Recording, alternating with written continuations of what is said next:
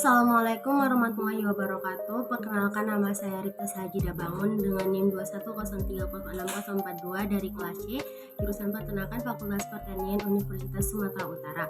Di video ini saya jelaskan tentang proses perjalanan telur, proses sintetis telur, dan kandungan yang ada di dalam telur.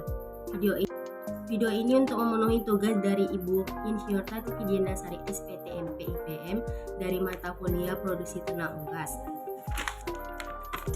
Di sini tergambar proses perjalanan telur. Pertumbuhan dan perkembangan telur dimulai oleh hormon FSH merangsang ovarium untuk membentuk folikel atau kuning telur. Folikel itu terdiri dari ribuan dan hanya beberapa dari folikel yang akan matang atau berbentuk seperti bola. Setelah itu, folikel yang berbentuk seperti bola itu akan matang dan hormon estrogen akan merangsang oviduk untuk membesarkan salurannya. Lalu, selaput pembungkus folikel akan pecah sehingga folikel akan terlepas dari ovarium menuju infundibulum. Proses inilah disebut dengan ovulasi. Lalu setelah itu, di persimpangan infundibulum menuju magnum, yolk akan bertemu dengan sel sperma. Apabila yolk bertemu dengan sel sperma, maka akan terjadi pembuahan dan telur akan menjadi fertil.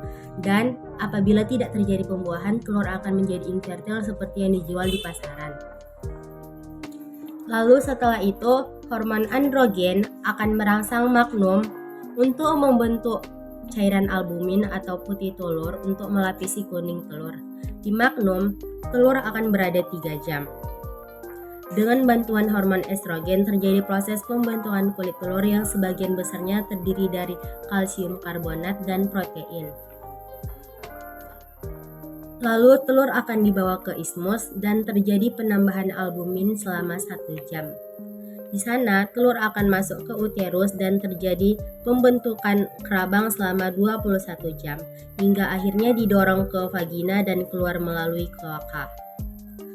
Sebelum telur keluar, kulit telur akan dilapisi oleh kerabang telur yang terdiri dari mukosa yang akan mengering dan mengeras apabila telur dari kloaka dan terkena angin.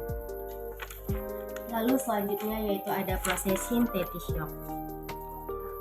Proses sintetis yolk terjadi di liver atau hati.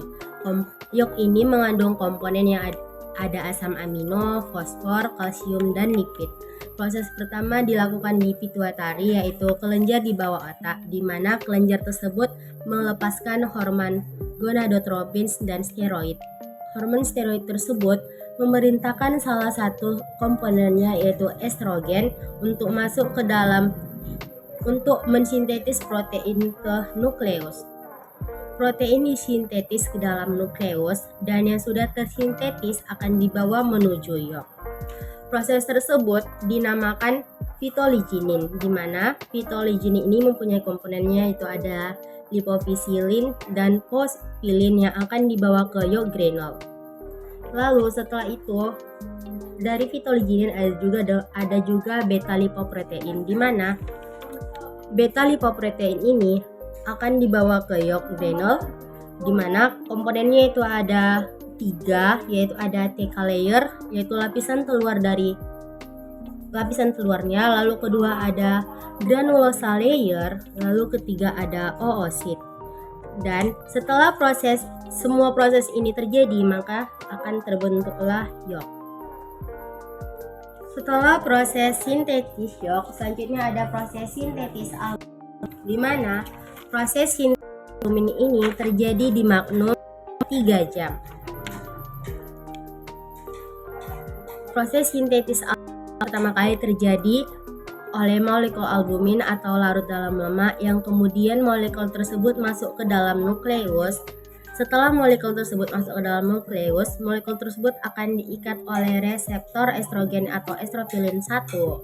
Lalu setelah dari reseptor estropilin 1, maka akan ke kompleks reseptor estrogen tak aktif, lalu hingga menjadi kompleks reseptor estrogen aktif atau estropilin 2 atau dengan simbol 5S. Dari 5S ini akan masuk menuju nukleus.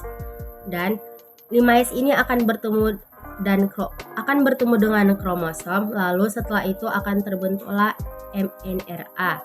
di mana mRNA ini akan keluar dari nukleus menuju ke ribosom. Di ribosom ada protein yang lebih kompleks, yaitu ada asam amino, dan asam amino ini akan diubah menjadi gualbumin dan setelah itulah akan terbentuk menjadi albumin. Ada proses sintetis kerabang. Proses sintetis kerabang terjadi karena adanya kalsium dan ion karbonat, di mana sumber utama dari dikarbonat adalah metabolik mukosa sel kelenjar kerabang, yaitu CO2 dan H2O. Dengan bantuan enzim karbonat anhidrase membentuk menjadi ion karbonat, yang kemudian ion karbonat tersebut masuk ke dalam cairan dalam kelenjar kerabang dan berubah menjadi ion bikarbonat. Karena hidrogennya sudah dilepas, setelah itu kalsium dari plasma darah dan mukosa sel akan masuk ke dalam cairan dalam kelenjar kerabang dan bersatu dengan ion bikarbonat dan membentuk kalsium karbonat dan terbentuk menjadi kerabang. Hidrogen yang dilepas dari ion bikarbonat dibawa menuju mukosa sel kelenjar kerabang. Di mukosa tersebut sebelumnya sudah ada hidrogen, bergabung menjadi 2H positif atau buffet by hidrogen kalsium atau di plasma darah. Lalu selanjutnya ada komponen telur. Ini adalah gambaran telur, di mana komponen telur ada kerabang telur atau cangkangnya. Kerabang telur merupakan bagian telur yang paling luar dan paling keras. Kerabang ini tersusun atas kalsium karbonat yang berperan penting sebagai sumber utama kalsium yang berfungsi sebagai pelindung mekanis penghalang masuk embrio. Susunan kerabang telur terbentuk adalah mammillary layer yang merupakan lapisan melekat erat dengan outer cell yang terbentuk sebagai permulaan uterus, kutikula, dan banyak mengandung pori-pori. Kedua ada albumin atau putih telur. Putih telur ini terdapat di selaput telur dan dengan kuning telur. Putih telur mengandung protein sebesar 10%, hidrat arang 1%, dan air 87%, sedangkan lemaknya sedikit. Fungsi albumin ini sebagai tempat utama penyimpanan makanan dan air di dalam telur untuk digunakan secara sempurna selama penetasan. Lalu terakhir ada kuning telur. Kuning telur merupakan bagian telur yang berbentuk bulat berwarna kuning hingga ke jingga, terletak di tengah-tengah telur. Kuning telur terbungkus oleh selaput tipis yang disebut membran vitelline. Pada kuning telur ini terdapat sel benih atau germinal disk yang sekaligus menjadi tempat berkembangnya embrio.